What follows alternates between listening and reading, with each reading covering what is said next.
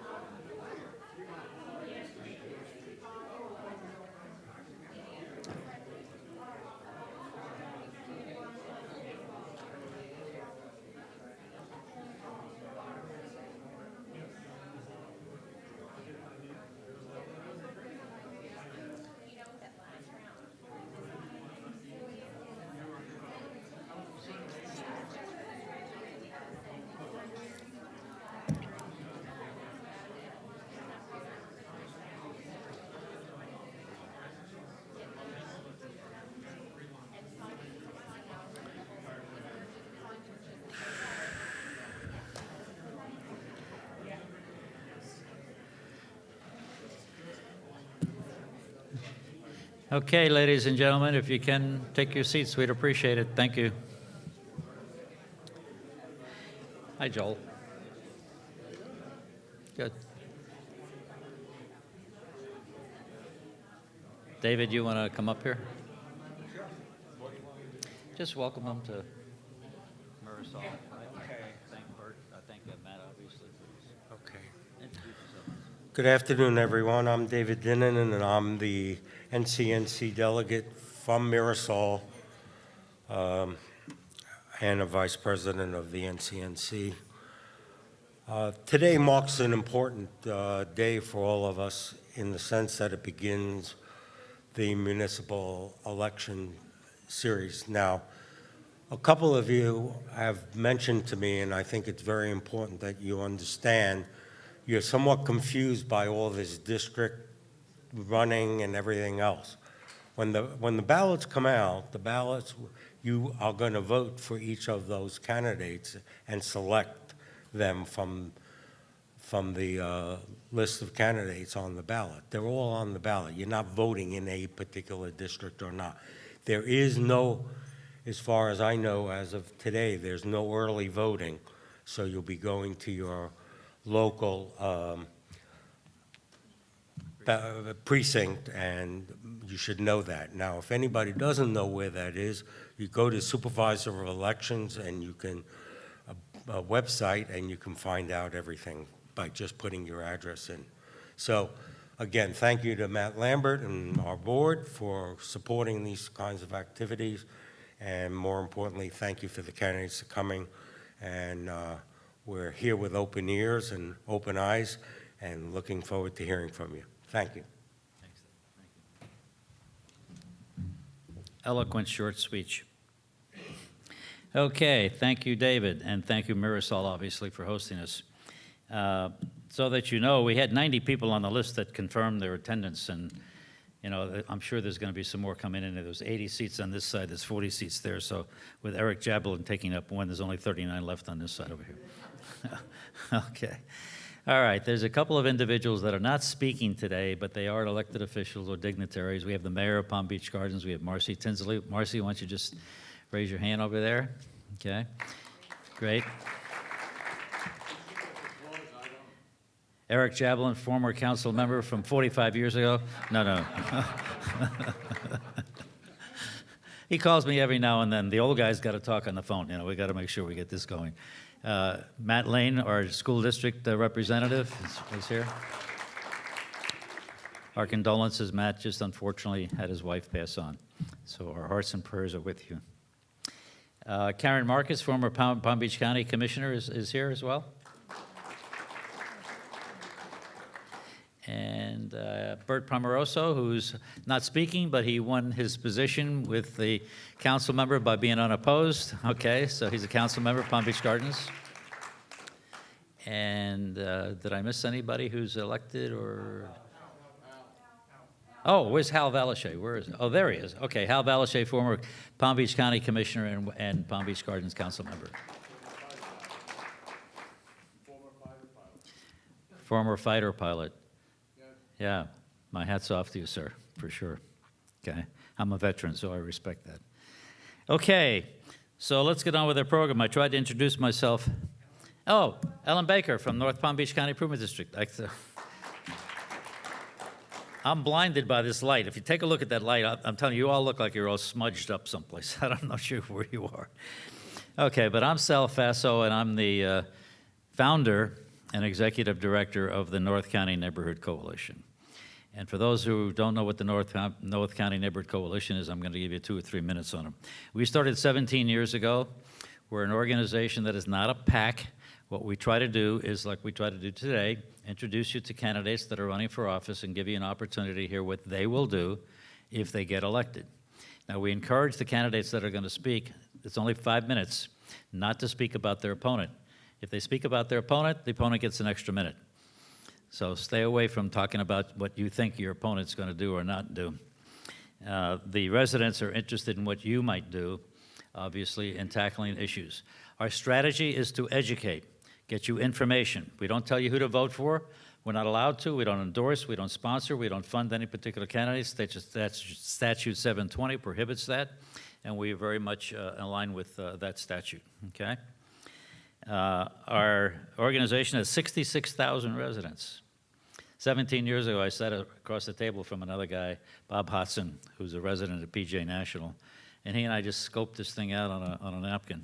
And here we are today with 24 communities. If you look at I see PGA National, Ballon Isle, obviously, Mirasol, Ibis, Steeplechase, Carlton Oaks, Osprey Isles, Admiral's Cove, Mirasol, Mirabella, the Triple MA that's associated with the Mirasol Mirabella organization, Old Marsh, Evergreen, I'm not sure if I missed it, Iron Horse, Bay Winds, the preserve at Bay Winds was Nick Moore. There he is back there. He comes from the preserve at the estates in Bay Hill. So we are really North County. We meet monthly. We have an annual meeting, which is April the 24th. If you'd like to attend, just make sure you let us know. But your community will be invited. And just ask your community to obviously invite you to be there. It's a breakfast starting at 7 o'clock, and you'll be done by 9:15. And you'll be out of there. We keep to that schedule because we know many of you have careers and jobs and so forth that you work at, and you have to get back to your offices on time, okay?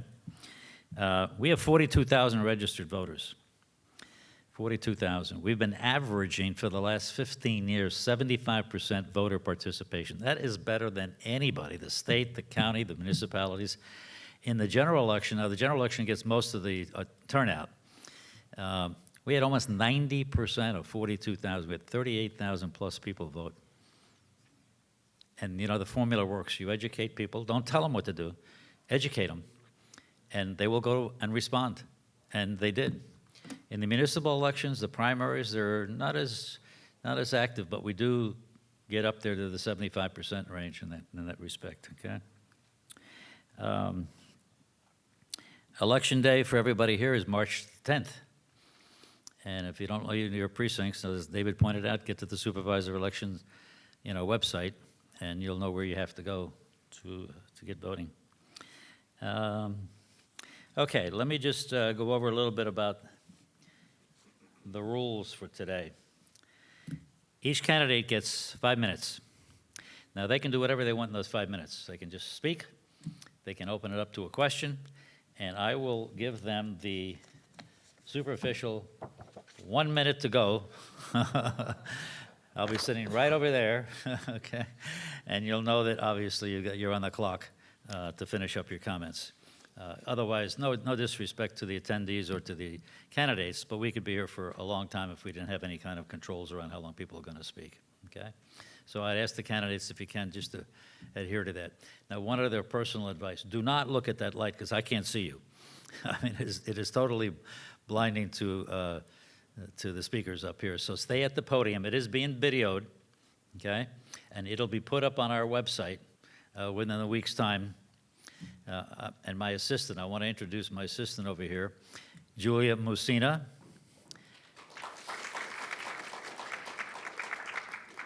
Proud mama, November the 8th, and now Misha, okay, who's trying to figure out whether it's nighttime or daytime or nap time or feeding time or whatever. But we appreciate your flexibility, obviously, in supporting everything that we do. Proud mama, and I'm very proud of Julia in that respect. Okay. All righty. So no further ado. Is everybody in the right meeting?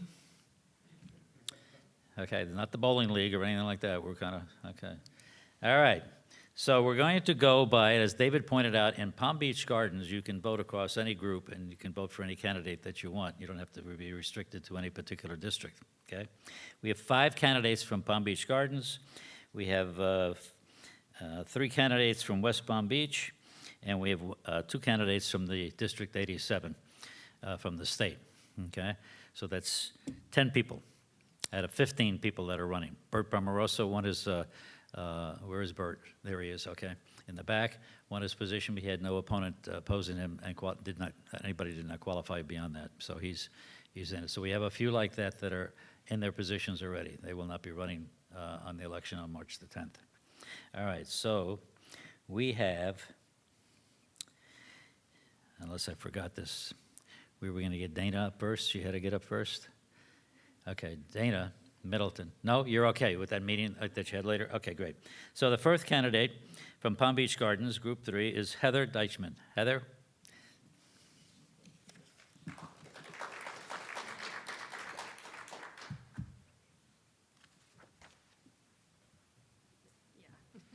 Thank you very much. Okay. All right, setting my own little timer. All right. All right, thank you so much for having me. I appreciate the NCNC hosting. My name is Heather Deichman. I'm running for Palm Beach Gardens City Council Group 3 as an independent grassroots candidate. I'm running because cities depend on transparent governance, accountable leadership, and meaningful public participation. I spent 25 years in Palm Beach County, nearly a decade in Palm Beach Gardens. I'm a resident first and a candidate second. My background's in education, program management, and human resources. We essentially use evaluations, assessments, feedback, and accountability to do all of those jobs. We verify claims, we evaluate outcomes, we maintain checks and balances. For the last 19 months, I've been at City Council, looking at agenda reviews, participating in public comment. I did not arrive when campaign season arrived, I arrived when an issue arrived. I observed not a lack of care, but a system that increasingly limited debate and discussion amongst council and reduced resident engagement. There are a few challenges in Palm Beach Gardens I'd like to work on. One of the first ones is the erosion of the elected officials' authority, the signing away of approvals on contracts, and the loss of financial checks and balances in our city. The role of council is not just to question assumptions and verify information, but to create policy, not just approve it. We have issues with redevelopment. Coming up shortly, once the land runs out, which is going to be soon, we're going to be focused on redevelopment. 90% of Palm Beach Gardens' local businesses are small businesses. Some of them are legacy businesses who have invested decades into this city. They are the heart of the city. They create community identity and economic stability, and I don't want to see them priced out. Overdevelopment is the #1 concern that I've heard on this campaign trail. People say that things move too quickly, there's not enough scrutiny, no meaningful level of council decision-making and discussion. Impacts are felt after development ends. Residents live with consequences like traffic problems. This is all the consequence of weak oversight. How do I know? Because we've had multiple lengthy and costly litigation in our city. One ended after nearly a decade, just this past spring.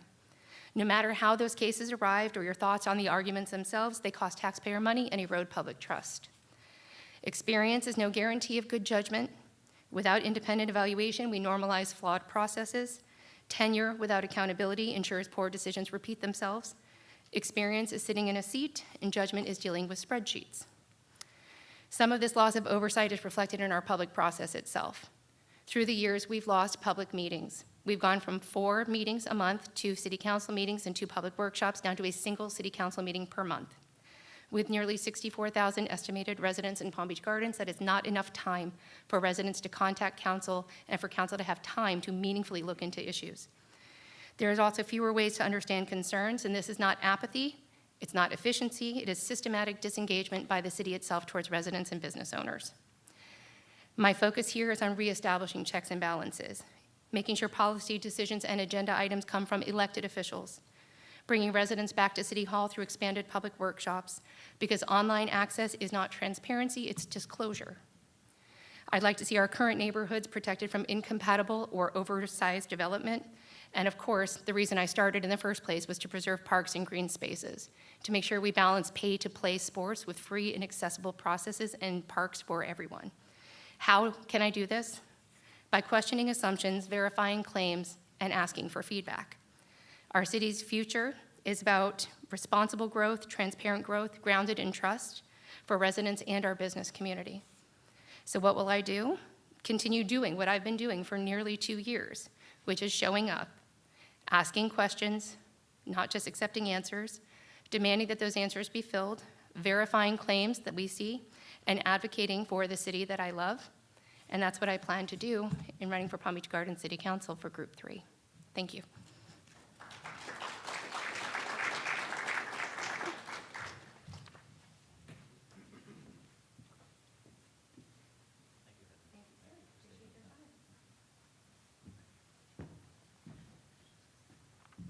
So far, she's winning the prize right on time.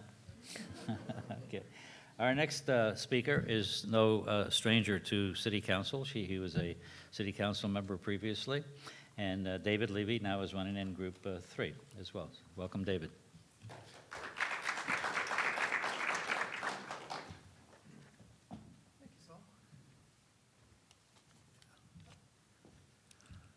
Hello, y'all. Hi, guys. I have a rack card on everybody's chair. That tells you all the boards, committees, and my background information. I'll just let you read that. I thought today what I would share is the accomplishments I had when I was on City Council. And I prepared this list based on this meeting. You know, what had I done when I was on the City Council? And a lot of this isn't sexy stuff, but it really affected your life. In 2015, the Federal Emergency Management Agency rewrote the flood maps for the county. They put the good portion of this city into a flood zone. Now, what happens if you're in a flood zone is you have to get flood insurance and you're paying thousands of dollars for it. If you're not in a flood zone, you have the option of getting flood insurance and it's hundreds of dollars a year. So what I did with Ken Todd, who was the county water manager at the time, we went to the U.S. Geological Survey, and yes, I'm a geologist, so I knew about this, and we got the LIDAR maps, which are very accurate elevation maps. We wrote a petition to FEMA, and we got those flood maps changed so that a good portion of the area that they put into the flood zone was taken out, and actually the flood zones were reduced from the previous map. So that's one thing I did. Another thing that I did that really affected the Mirasol community is we rezoned the Loxahatchee Slough. It was 20,000 acres. It was zoned industrial and residential, and we got rezoned to conservation with a conservation overlay, so it never can be developed. That's very important for our community. It's very important for our water supply. Something else related to that is the South Florida. I told you, this stuff is not sexy. It's not something, oh, well, I'm going to write home. Guess what this councilman said to me today? But it's very important. Loxahatchee Slough, the South Florida Water Management District, decided to change the stage level so that you'd hydrate the slough. That's important for our water supply. They changed the stage level from 17 to 17 and a half feet. Well, that put the road base of PGA Boulevard underwater right in front of your neighborhood. So what did we do? We went to the county engineer, we talked to them, and we got the road, I don't know if you remember, a few years ago, about 10 years now, we got the road raised up so that it wouldn't wear out as quickly. Something else that I did that I thought was pretty important to another neighborhood was Frenchman's Reserve. Frenchman's Reserve was required to participate in a road improvement, the intersection of RCA Boulevard and alternate A1A. They were going to be required to pay $500,000 to improve that intersection. Well, if you've used that intersection, I don't know if you noticed this, but it doesn't need improving. So Frenchman's Reserve is going to spend a good portion of money to do something that didn't need to happen. So I met with the members of Frenchman's Reserve Board, with George Webb, who was the county engineer at that time, and we talked to him, and we got him to agree that the level of service at that intersection was fine, and we saved Frenchman's Reserve $500,000. As a matter of fact, whenever a community came to me and had a problem, I looked for solutions like I did for Frenchman's Reserve. So let's see here. Oh, in 2006, this was near and dear to my heart, I got the city of Palm Beach Gardens to become a cool city. Now, what is a cool city? That's a city that pledges to reduce their greenhouse gas emissions. Now, you would think, oh, wow, that's going to cost us a lot of money. Well, the energy costs that we did from doing that saved the city about $500,000 a year. So what did we do? Little things. We tinted City Hall so it would reduce the air conditioning costs. We got a grant from the federal government to put in a new chiller. We downgraded our cars from Ford F-150s to Ford Escapes for city employees. That saved the capital costs of buying the cars and also saved on fuel. So we did a lot, and there were a lot of other things that we did. So I have, as I said, I have an extensive list. Sal, where are you?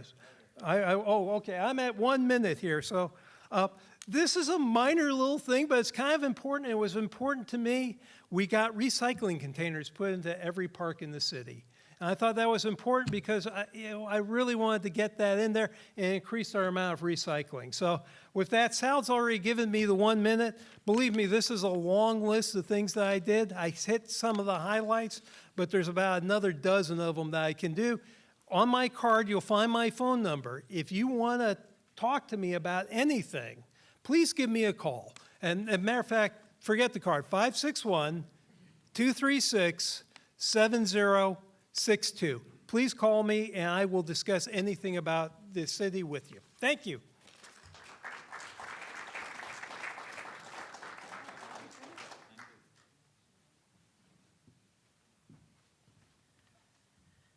It's really not an NCNC show, but you know, when you tick off accomplishments, some of you may know or may not know about the activities we get involved in.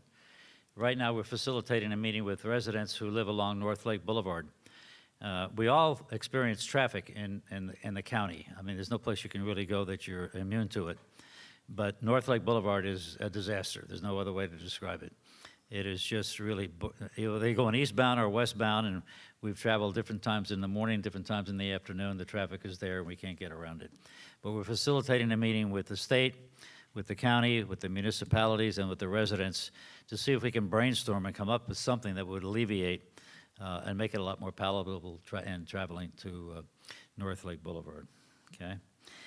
You may or may not know, but David was leading the charge in many respects. The airport wanted to extend its runways and actually reconfigure which direction they were going in for a while. And we were able to at least work with the airport authority in the county. The GAA airport right over here off of the Beeline is a general aviation airport. Takes fixed wing, takes helicopter training, and small jet aircraft. It's all defined.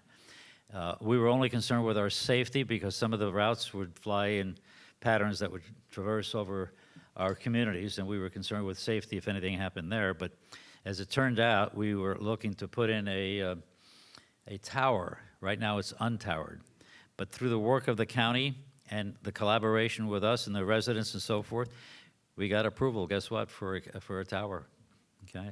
FAA would not come in at one point. Then where's Hal? I mean, Hal participated. He was a commissioner at the time and helped us at least meander through what other things are possible from a flight point of view and whatever. But that's just a small example. And by the way, it doesn't take one phone call. It takes a lot of meetings, a lot of phone calls, a lot of discussion on what is affordable, safe, and reasonable to be done within somebody's lifetime, okay?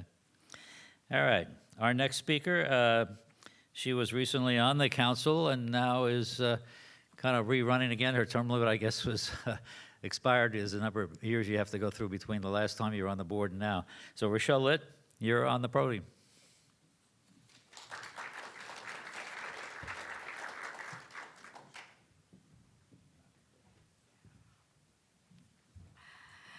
Good evening, NCNC members, guests, and Mirasol residents.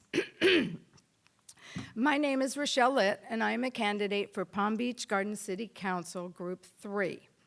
I'm running because integrity, experience, and institutional knowledge do matter. Our city faces serious challenges ahead, and it's going to require serious leadership. I recently served 6 years on the Palm Beach Garden City Council, including as vice mayor and mayor. I'm trusted, tested, with a record of steady leadership during both routine times and some of the most difficult times this city has faced, including during COVID.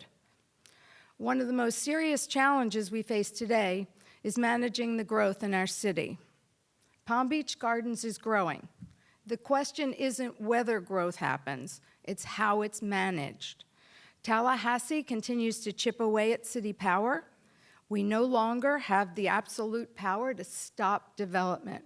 Instead, it must be guided, shaped, and managed responsibly. I have more experience, more knowledge, and more success because of my service when it comes to making sure growth does not sacrifice our quality of life. What does that experience look like? When I was on council, I approved the mobility plan to improve safety, access, and traffic flow while preparing the city to manage future demand. I helped secure more than $8 million in transportation funding grants. I never voted for any project until my questions about how it would impact infrastructure, public safety, traffic, and neighborhoods were answered. My decisions are guided by protecting property values and protecting community character. Experience matters. It's not a time for on-the-job training. It's a time for leadership that has stayed actively engaged even after leaving office, at city council and NC meetings, in neighborhoods, with the county, and with business leaders. Leaderships whose knowledge of the city is current, not dated, who understands how today's decisions shape today's city. I'm running again because integrity, experience, and institutional knowledge matter. I also voted for the city's workforce housing plan. That plan is about making sure our working men and women can afford to live close to work. It's about homes for teachers, first responders, healthcare workers, and essential service workers. And over 200 units have either been completed or are in the planning stages. But it's much more than that. It's also a piece of the puzzle addressing something that is affecting us all, and that's traffic. Did you know that half of the people who work in Palm Beach Gardens live outside the city? Making workforce housing a priority helps us all. It keeps those workers off the roads. I have the experience to know the connections between all of the issues that we face. Speaking of people who work in the city, no one works harder than our first responders. Being safe and feeling safe are critical to quality of life. I have a strong track record of supporting our police and firefighters. I will continue to make that a priority. And if you don't believe me, believe them. I have been endorsed by the professional firefighters and paramedics of Palm Beach Gardens, our own firefighters and EMTs. And there's more to come. Our quality of life, though, is about more than where we work. It's also about where we play. Palm Beach Gardens parks and recreation facilities are among the best in the region. That doesn't happen by accident. Thoughtful funding decisions can keep core parks and amenities free and accessible while allowing specialized facilities to be user-supported, protecting those programs and insulating them from budget swings and avoiding pressure to raise taxes or cut services. I promise to make sure our children and our adults continue to have access to world-class amenities and programs.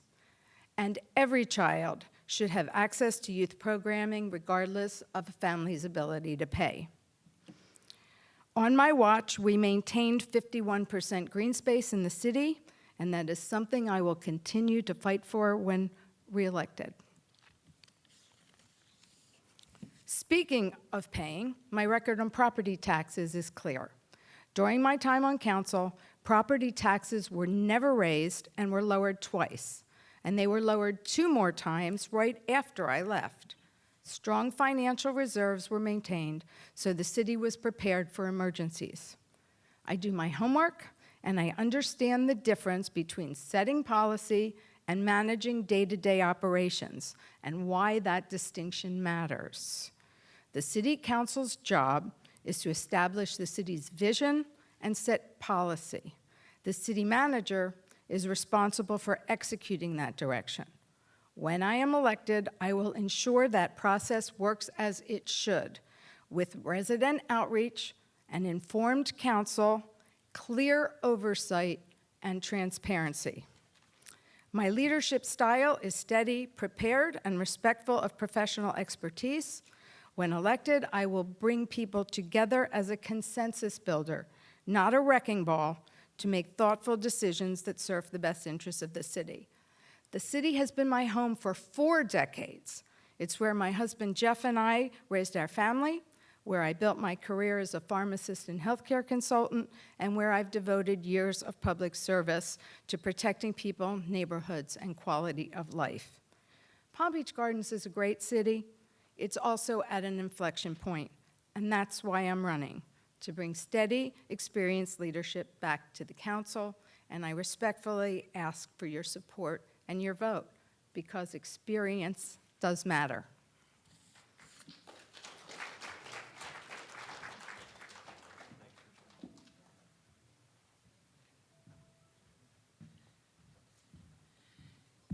Okay, no further ado, where is Dana? Here comes Dana Middleton, Palm Beach Gardens, Group 5.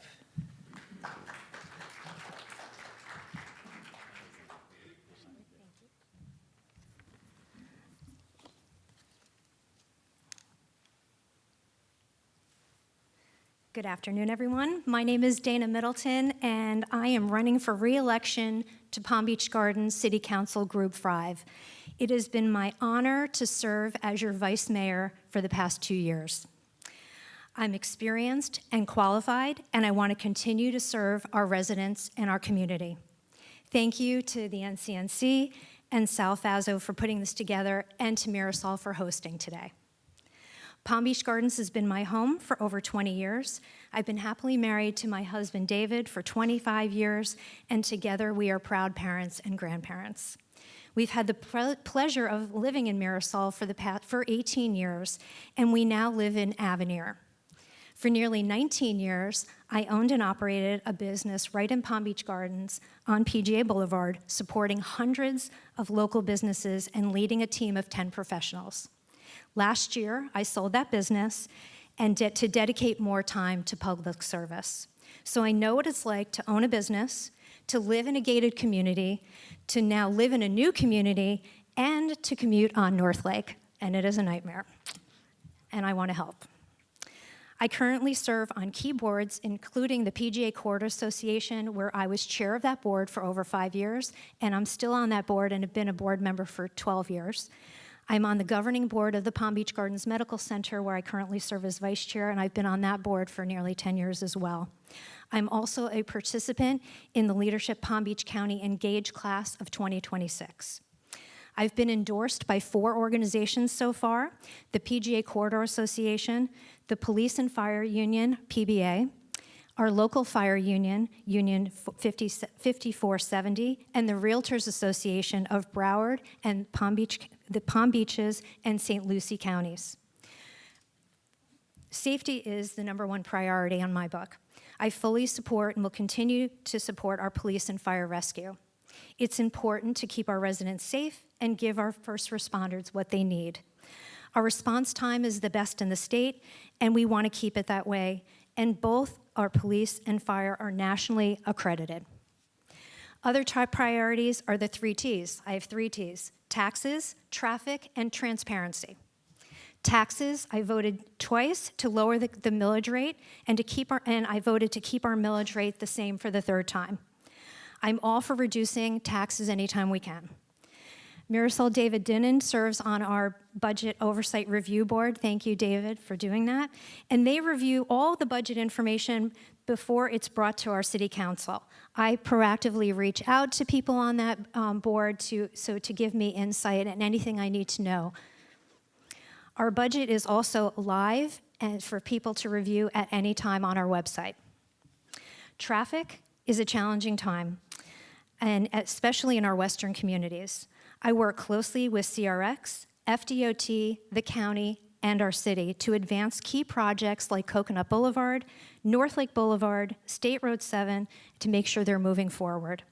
And I've also worked to make sure traffic signals are adjusted as needed. I'm committed to holding stakeholders accountable to ensure these projects move forward efficiently. And our TOD is another way we're working to mitigate traffic and move around more efficiently, our mobility plan. Beyond taxes and traffic, transparency. Communication is incredibly important. Our monthly city council meetings and other meetings such as planning and zoning are live and/or stream-lived. I'll continue to support public safety, affordable and workforce housing, and enhancing our parks and recreation and reducing costs for residents.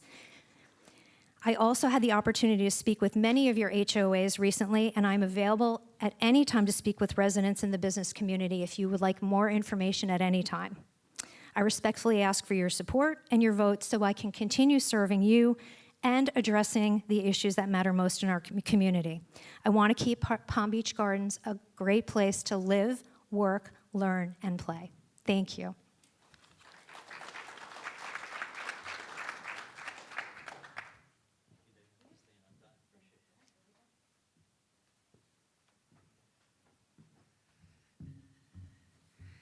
Okay, thank you, Dana. Appreciate that. Our next, where is Joseph? There he is, Joseph Murray, Damon Murray, okay, for Group 5 in Palm Beach Gardens.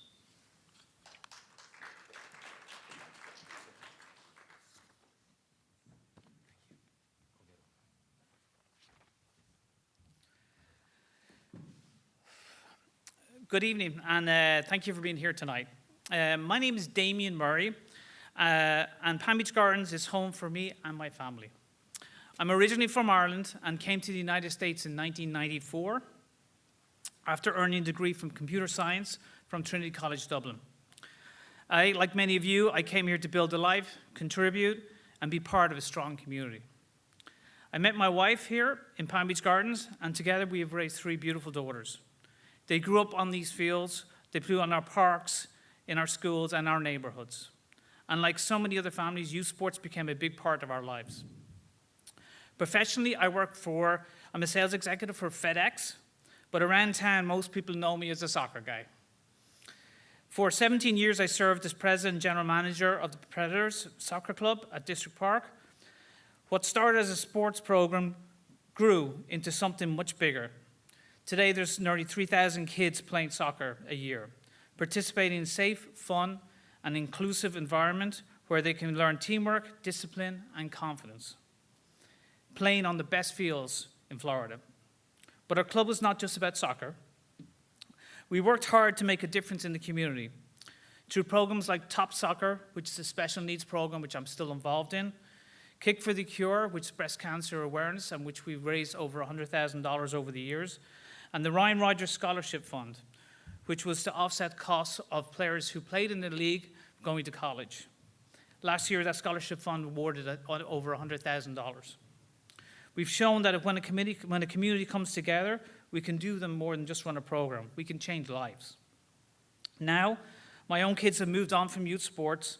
I would like to continue serving my community in a different way. I'm a strong, independent thinker who believes residents deserve a real voice in city government. Palm Beach Gardens should be an open, transparent, and accountable to the people who live here. Growth is coming, and that's not a bad thing. But overdevelopment without thoughtful planning is. Too many projects have been approved without enough consideration for traffic, infrastructure, and quality of life. Anyone who drives the North Lake and PGA Boulevard knows exactly what I'm talking about. I believe Palm Beach Gardens can grow, but it must grow smarter. Development should be balanced, well-planned, and focused on protecting the character of our city. I also believe it's time to change how we work with the county. Constant conflict does not serve residents. With a new county administration in place, this is a great opportunity to reset, to build a collaborative relationship that delivers better outcomes for Palm Beach Gardens. My years of leadership in the community has taught me how to listen, how to bring people together, and how to solve problems. I don't come with an agenda driven by politics or special interests. I come with a commitment to serve. I'm ready to stand up for residents, protect our quality of life, and help guide Palm Beach Gardens forward, thoughtfully, transparently, and together. Thank you for your time, and thank you for caring about our city.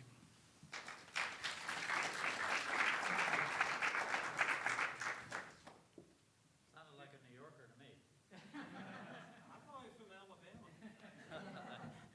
I'm a Floridian, so I don't know. I mean, my wife's from Brooklyn, so I know what a New York accent sounds like. Okay, we're going to jump over to West Palm Beach because I just got some text messages. They're still stuck in traffic in different locations trying to make it here, so we'll just slide over. We're going to go over to the State Representatives, District 87. We have two individuals that are here. The first one is Emily Gregory.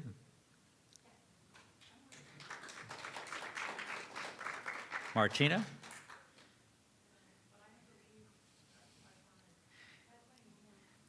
Okay. I don't have your name down here. What's your name? I can't hear it. Oh, Kathleen. Yeah, but, okay. Come on up, Kathleen. Commissioner from West Palm Beach. Apologize for that. Logistically didn't work. Okay. Okay. Kathleen Ward from West Palm Beach, candidate. Great. I Thanks, just don't want to Kathleen. leave before speaking. I never get to come to the NCNC breakfast event. Good evening. As I shouted from the rafters, I'm Kathleen Ward. I'm currently the commissioner for District 1 of the city of West Palm Beach, and I'm running for re-election. As you know, it's a part-time, maybe you don't know, it's a part-time job, and so my other day job, I'm an attorney with Lippis Mathias. I'm born and raised Palm Beach County, more specifically Jupiter. I went to Dwyer High School right down the street. Actually, this is my first time back in Mirasol Country Club since I was a high schooler. I had a small stint as one of the camp counselors at the tennis center, and I also caddied for when the PGA Tour was hosted at Mirasol and not at PGA. I focused on, as I moved back, really on quality of life issues. The north end of the city of West Palm Beach is a gateway, but it also has a lot of historical issues when it comes to intergenerational poverty, access to really nice schools like you have in the Gardens areas, and underdevelopment. We were seeing a lot of development in other areas of the city, just not within the north end. And while it's a race where everybody gets to vote within the city, my job was to really focus on that district, as well as oversee bigger items such as the budget and our police department, our fire department, and all of those things. So while I've been, why I'm running again for re-election is because my job isn't done. I had very, very strict initiatives when I came in. One was the Broadway corridor to incentivize development. We redid the Broadway mixed-use district while in my first term and approved it during this past term. To try to incentivize development along the corridor, as well as in the Northwood Village and the Curry Park area. While I am not involved directly with the schools, that has been a passion project of mine to make sure that all of my public schools, I've got 4 public elementary schools just within my district, have other programming, and essentially that our business community or other elected officials are focusing on how our children are doing, as well as trying to tackle our affordable housing crisis and homelessness. My area has all of the services. Our homeless outreach team, we have one individually, but along 45th Street, we've historically had the only homeless shelter there. We also have Vita Nova, Lord's Place, and all of those services. I spend a lot of my time balancing between making sure that we have resources for those services, but my residents are taken care of when it comes to making sure that they're not dealing with the negative issues that can arise from homelessness. Recently, and this is on my mind, public safety was obviously number one, and I have the benefit of being in a CRA district, and for some of you that don't know, CRA districts are special taxing districts within the city, and we were able to divert funds towards police initiatives, and a lot of that really meant privatizing some of our police activities so that we had eyes and ears to be able to coordinate with our police who were responding to other issues and couldn't be our eyes and ears. And that was one of the biggest things that my residents would talk about, is they just didn't see and feel safe. And so if my residents don't feel safe within their area, they're not gonna stay, they're going to leave. And they don't want their kids to be biking. And one of the, it's plaguing me, and I may get a little emotional, but one of my communities, Pleasant City, last night experienced yet another murder of a young man. And now I have to speak with the family tomorrow and try to figure out a way to send some sort of condolences to a grieving mom, a grieving aunt. And that's what I'm dealing with on a regular basis as a local municipal official. And right now, on top of all of that, we're dealing with issues with property taxes potentially being cut. And it's an interesting time to be an elected official. I know I've got former elected officials in the group, but it's activation, it's community organization, and it's the ground level of responses. And I always say that to people, is that our municipal electeds, they know what's going on in their cities, and they're the best to answer that. They're the best to give those directives of where should your tax dollars go, how should they be utilized, what programs should stay, and what programs may need to go. And that's what I do on a day-to-day basis. I connect with my residents, I learn from them. Palm Beach County is a wonderful think tank. I've been at the international level, the national level, and now the municipal level, focusing on governmental interrelations. And this is probably the most enjoyable experience because I get to directly impact people on a day-to-day basis. So I want to thank you for your time. I appreciate you, and I hope to garner your support. Thanks.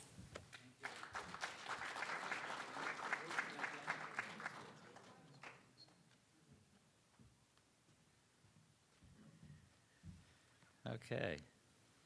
Got over that little wrinkle. Okay. Don't know how we missed her. Okay. Anyhow, okay, as I said earlier, we are trying to give, I don't see them, I know the other two, that they're not here, candidates from West Palm Beach. So let's go into the State Representative, District 87. We have two individuals, Emily Gregory. Emily? State Representative 87.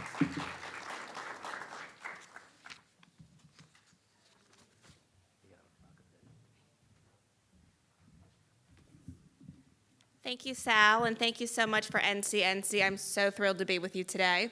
I do want to mention at the top, our election, this election is not March 10th. The state representative race is March 24th. So you're going to go vote, and then 2 weeks later, you're going to go back and vote. So I did want to make that clear. I'm Emily Gregory. I'm running to be your next state representative for District 87. I'm a small business owner, a mom of 3. We live in Abacoa, so we're NCNC adjacent. I grew up 30 miles north in Stuart, and I love this area. This is my home. My educational background is in public health. I have a degree from Wake Forest in health and exercise science, and then I went to Columbia and got a master's in public health and health policy and management. My professional career has included time in Washington, D.C. I worked at the National Council on Aging in their Center for Healthy Aging. And in that capacity, I worked with local organizations and area agencies on aging, helping them implement evidence-based programs in older adult mental health and fall prevention. From there, we went to Georgia, and I worked in the state government in the Department of Behavioral Health. My role as a regional compliance officer was to oversee mental health services for the most seriously acute population. So think schizophrenia or bipolar with psychosis. The assertive community treatment model is an evidence-based treatment model, and it helps individuals that might otherwise have to live in an institution live successfully in the community with a really robust team-based approach. So there's a psychiatrist on staff, there are multiple case managers, a supported employment specialist, which is really key, medication management, the whole spectrum of services. So that was my first sort of career, first chapter, if you will. My husband was active duty Army at the time, so we moved around, hence the DC to Georgia. From then we went to Fort Hood, where we had our first 2 of 3 boys. Yes, I have 3 boys. It's bananas. He deployed right after the birth of our first, and I found myself really challenged, really isolated. He came home, no shocker, we were pregnant again with our second, and I said, I'm going back to Stuart. I had always seen this group of moms running over the Sewell's Point Bridge over the holidays, and over the years, I just clocked it away as, whatever that is, that's great. I would do that in a heartbeat. So it turned out it was a fitness franchise, and I have been the proud owner of Fit for Mom Palm Beach for the last 7+ years. We had a workout, Strides 360 in Alton this morning. We partner with the West Palm Beach Parks and Rec Department, the Mandel Library, City Place in Alton, and we deliver high-quality postpartum fitness programming to new moms. So many of our programs are Mommy and Me. The mom brings the baby to the workout in the stroller. If any of you have ever seen any of these, they kind of take up a lot of space on the sidewalk, so you might have seen them around town. But the mom is getting a high-quality workout. All of my instructors are trained in postpartum fitness, and the baby is engaged with songs and bubbles. So it's really a beautiful, beautiful program. And every day in class, we see the power of community. And that is why I'm running to be the next representative for District 87. I'm running because I think Florida has become too expensive for Floridians. We need bold policy solutions around education, housing, and healthcare. That's what Florida families are focused on. And I don't think we're getting the representation we deserve in Tallahassee. With regards to education, I have 3 children in Palm Beach Public Schools.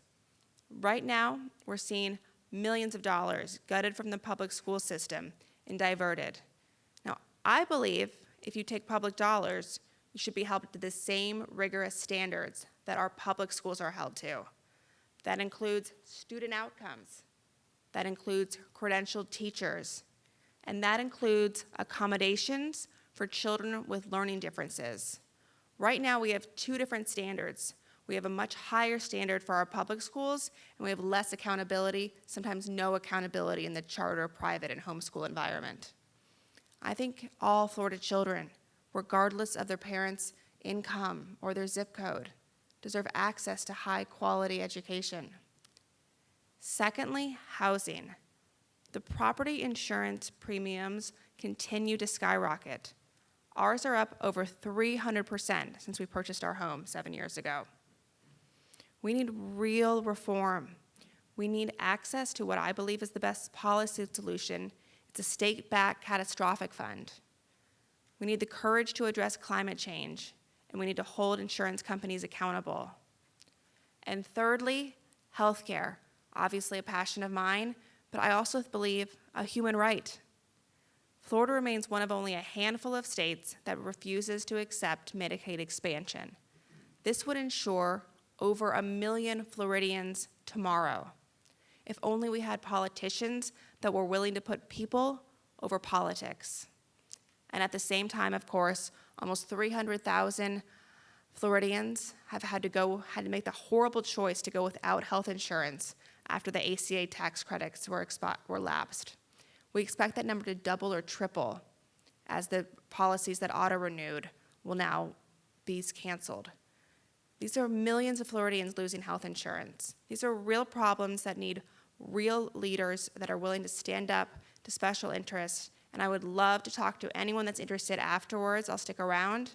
I would love your support. I would love your vote. And thank you so much for having me.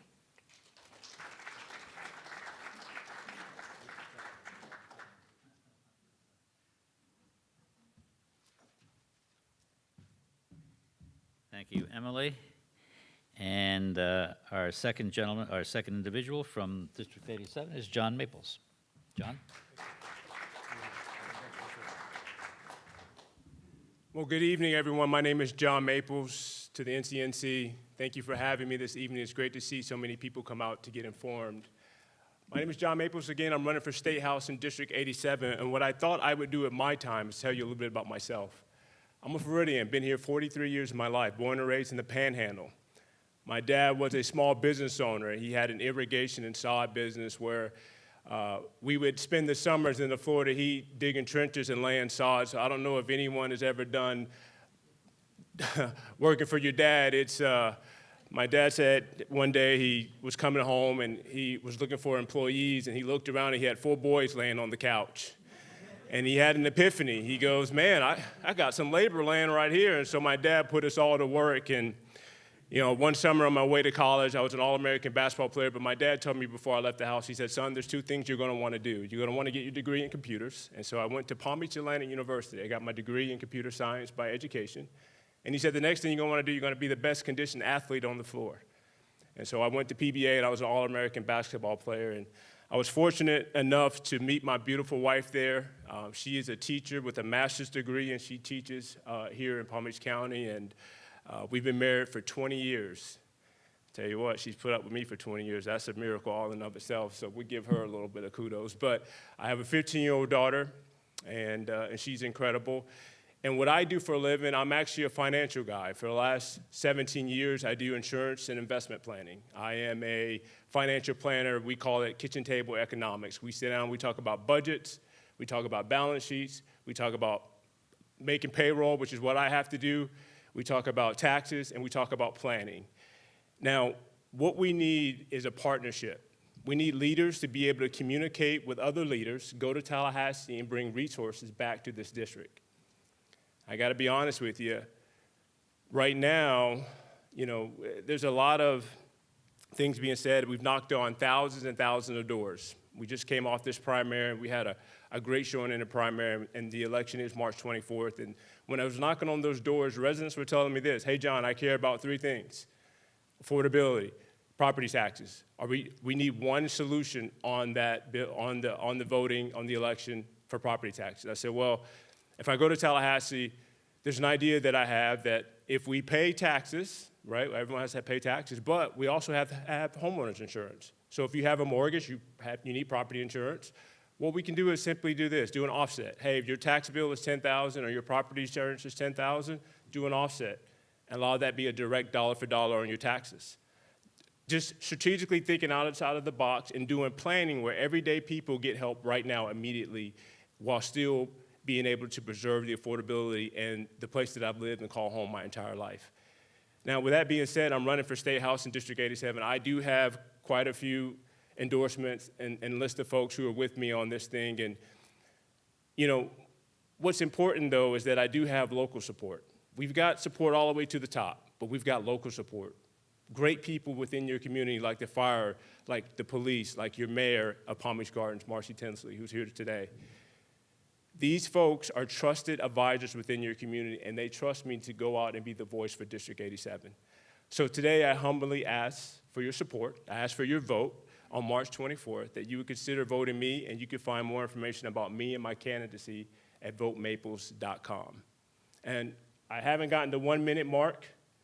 I'll open it up for a question. Well, it's a quiet crowd today, Sal. That is a great question. I had an opportunity to go play basketball for the Memphis Grizzlies, and I can tell you it's one of the moments that I regret the most in my life. I had bad knees. My knees would swell up after a game, and I was talking to my mom about it, and I said, Mom, I think I can play, but I don't know for how long. And I'm scared that I won't be the best player that I know I can be. I didn't go. It's one of the moments in my life that I regret the most. If I could do it all over again, I would go and fail. One of my favorite quotes is, it's the fear of failing is worse than not, or the fear of not trying is worse than failing. And so I wish I could have failed in that. If I can go back and do it again, that's the one I would do all over again. If we did your plan with replacing property taxes, how would the municipalities make up for that lost income? Yeah, that's on your federal tax return. Oh, your federal, okay. Exactly. So you'd have to work with the people. We'd have to work with the state. The state and the government have to work together, and Florida puts a lot of money in the pot at the federal level from the state, because we have a healthy budget. So it's a way to get a dollar-for-dollar tax return on your federal tax return immediately. Federal, not property taxes. Your property taxes, but it's reported on your federal tax return. Right. That if you do itemized deductions, you can get, I don't want to do one. By itemized deductions, you can write off your property tax, but you can't write off house insurance. You're saying you'll try and get them Yes. to write off the house insurance. Exactly. And would that be a deduction or a credit? Credit. Yes, sir. Last one. Way in the back. Okay, our governor is trying to get the property taxes for homestead Floridians eliminated. Excuse me. How would that work with this? I mean, would that just negate the need for? Yeah, we're going to have to, with my strategy, and it's a proposal, and obviously I got to get to Tallahassee and get to work, and I'm excited for the opportunity to be able to do that. But my main concern is our first responders, police and fire. I've gotten their endorsement. We have to first make sure if you call the police, they don't show up an hour later. Or if you call for help, you had a heart attack. I recently had a friend on Friday just have a heart attack, and I just got the message while in this meeting that he had surgery. It went well. He's 56 years old, so he's going to go back to his family, so that's incredible.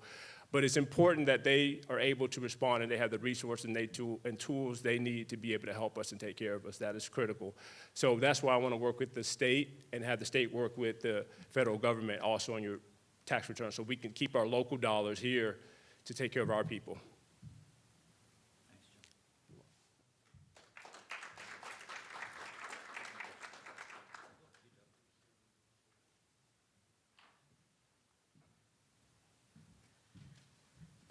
Thank you, John.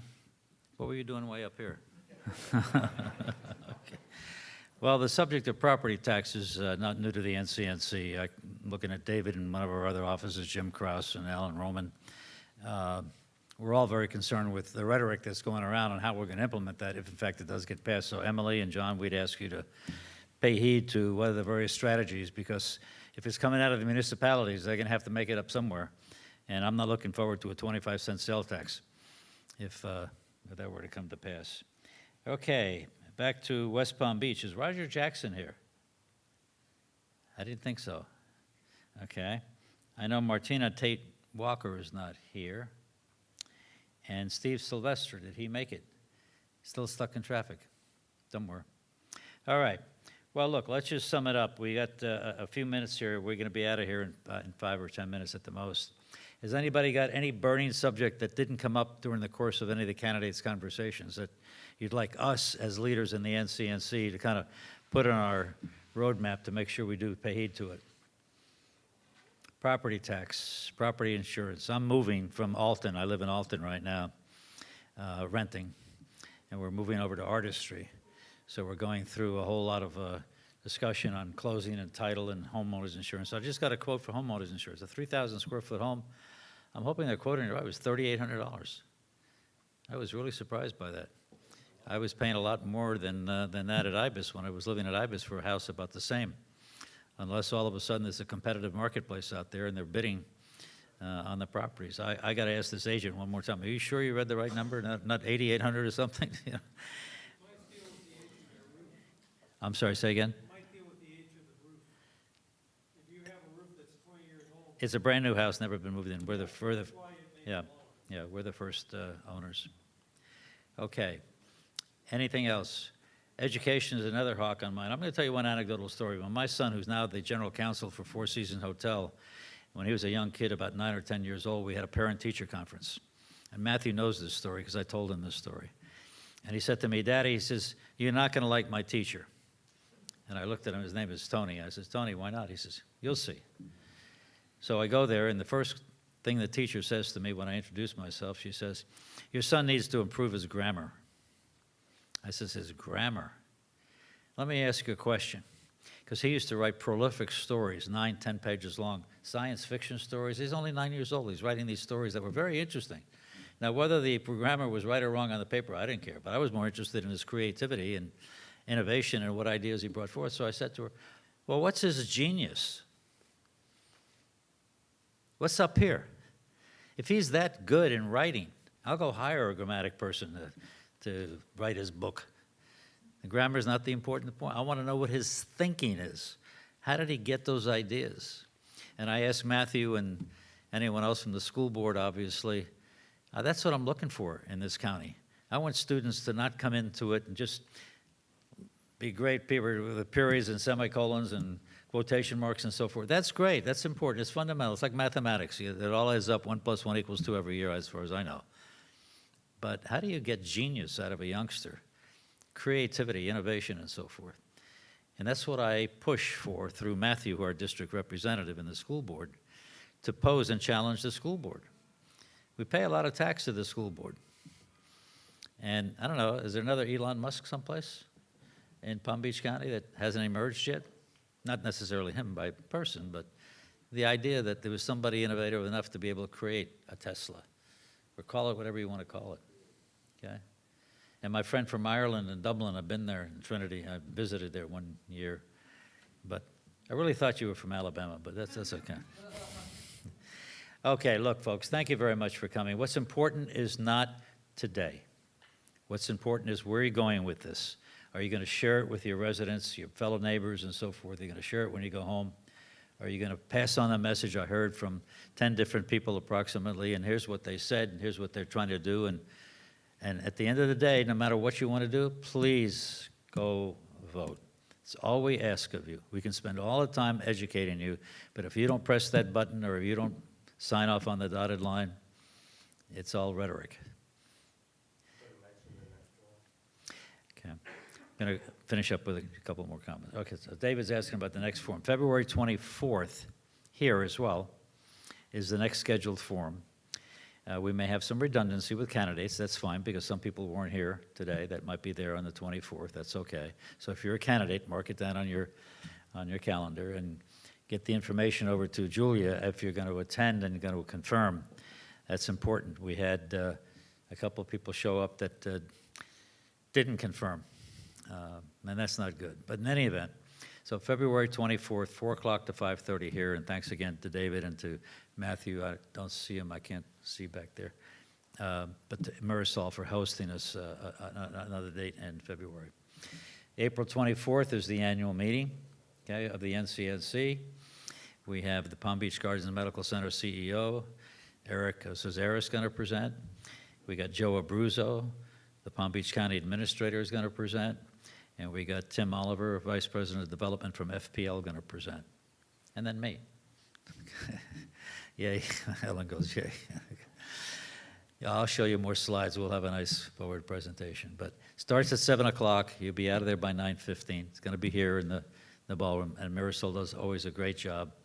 And I haven't had an annual meeting where anybody's turned us down for any particular reason other than a scheduling conflict or health, obviously. So we'll have somewhere between 180 and 200 people attend, and it's a great networking opportunity, great way to kind of establish relationships and get to know one another. And we'll be prompt. We will start at 7 and we'll be out of there by 9:15. Okay, any questions? Anybody's got anything on their mind they want to ask? Yes, Ellen?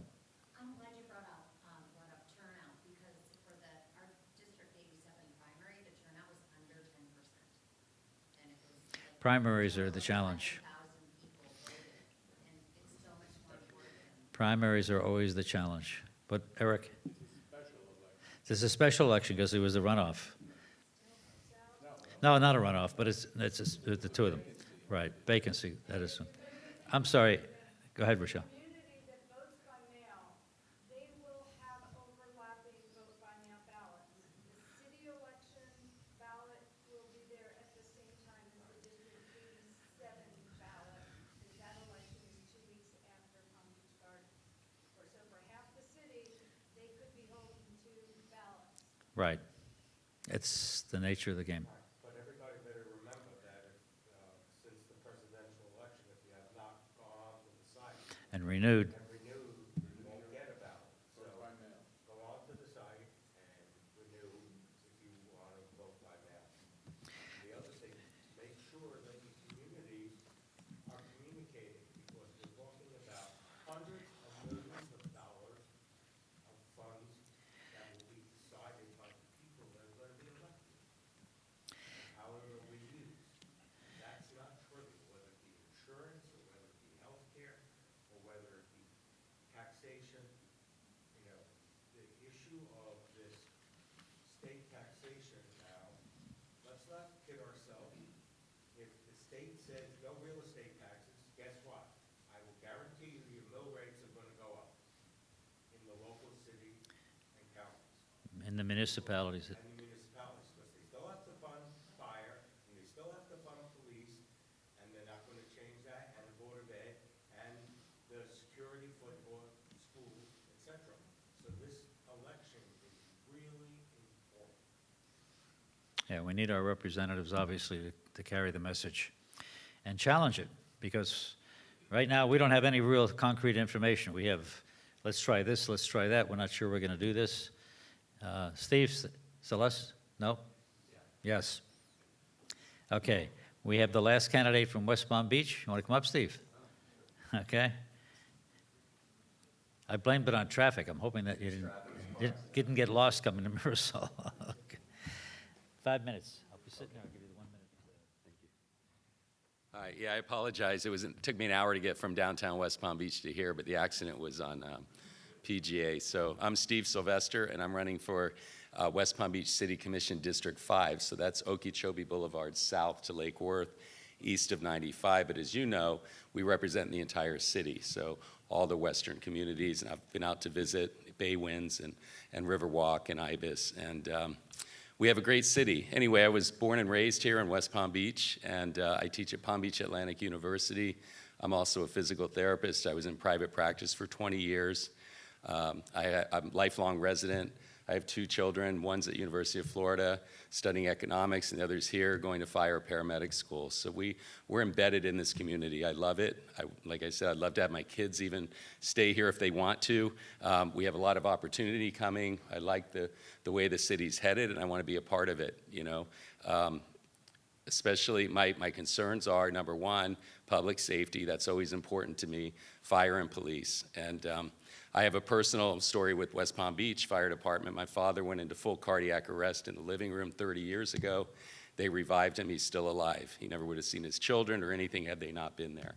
And they were amazing. And public safety, as far as police, I support them. I do believe we need, you know, more police on the beat. We're short, 25 police officers. We need to be supporting them. Also, paying for technology to help them do their job better. Affordable housing, I'm definitely a supporter of.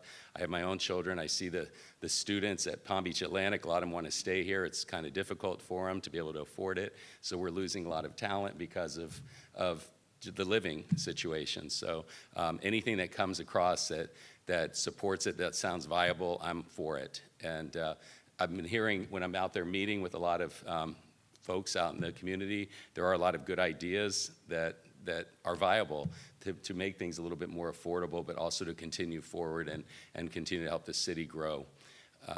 I'm for purposeful growth and you know, growth with a purpose, and I see a lot of that now.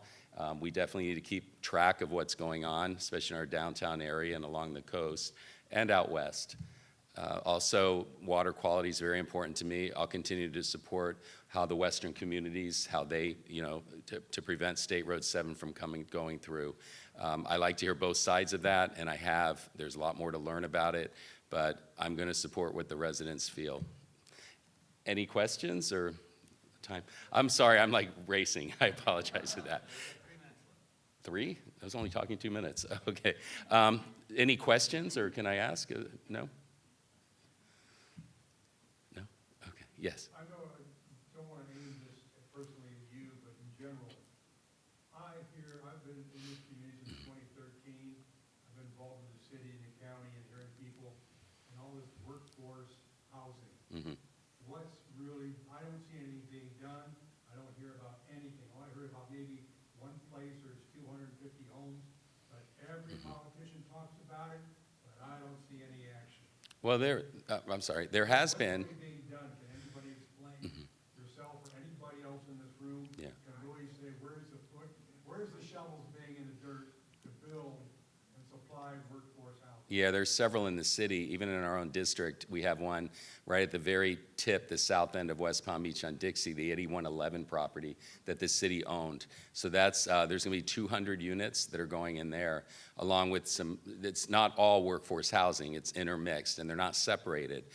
There's several up in the historic Northwest District and in Northwood where there is workforce housing. Now, you know, it's based on the AMI, the average median income of the area, which we have an issue with because our average median income is very high. So it go from 80% to 100% of that would be the rent. And so the rents are still high. That's where the issue is, and we have to figure out a way to either make it more appealing for these builders that are interested in doing workforce housing to have them, you know, be able to make it where it's profitable for them and beneficial for us, and that's where the city comes in. I've heard a lot of great ideas. I heard one from an investor here that is involved in it, and where the individual, and this is a project they're looking at now, if they agree to live there for 10 years at the rate, 80% of AMI, something affordable for firefighters, teachers, that if they live there 10 years, whatever that value is of that property, they're entitled to 50% of the increase in the profit, which would give them enough to pay for a down payment on a home, or they could stay there. So there's we just got to keep our eyes and ears open when it comes across us as city commissioners to see these ideas. But I want to see my kids be able to afford to live here.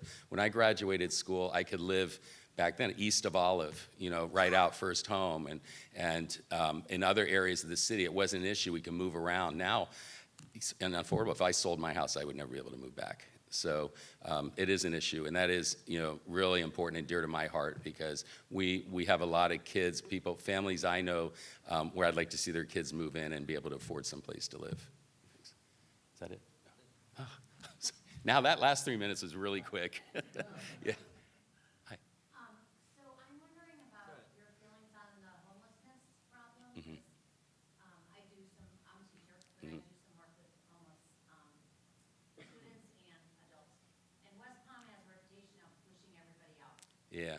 And so I want to know what you're going to do to, just fencing Curry Park and not having the people have a place to go, to me wasn't a solution. No, we have the Eva Mac Center that just opened up off Australian, and that deals with folks that are homeless. They can go in there, they have access to computers to find jobs, to find places. They help them with other resources.